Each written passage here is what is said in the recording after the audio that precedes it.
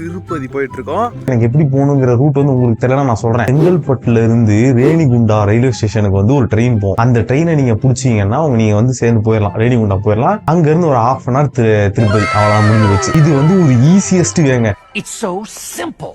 இன்னொன்று ஜென்ரல் கேட்டகரியில போகுது. உங்களுக்கு வந்து கம்ஃபர்டபுளா போகணும்னா 150 160 வரும், ஸ்லீப்பர் வரும். அந்த மாதிரி அதுல போனோம். ஏன்னா நான் திருப்பி வரும்போது நான் பட்ட பாடு எனக்கு தெரியும். அவ்வளவு பாடுபட்டேன். போறப்பதான் எனக்கு டிக்கெட் கிடைச்சிச்சு. வரப்ப ட்ரெயின் டிக்கெட் கிடைக்காத காரணத்தினால் மிகவும் கஷ்டப்பட்டு வந்தேன். ட்ரெயின் ஏறிட்டோம் கைஸ். பின்னாடி ஒருத்தர் உட்காந்துருக்கான் பாருங்க. நான் வந்து போயிட்டேன். போனதுக்கு அப்புறம் கீழே இருந்து மேல போகணும் பஸ்ல அப்படின்னாங்க. பஸ்ல ஏன்னா வந்து நீங்க நம்ம நினைச்சிட்டு இருக்கோம் திருப்பதி தான் ஸ்டாப்னு. அது கிடையாது. திருப்பதி ஒரு ஸ்டாப்பு. திருப்பதியிலே ஒரு மலை இருக்கு. அந்த மலை மேல ஏறுறது திருமலை அப்படின்னுவாங்க. பேரார்த்தெல்லாம் தெரியாது எனக்கு.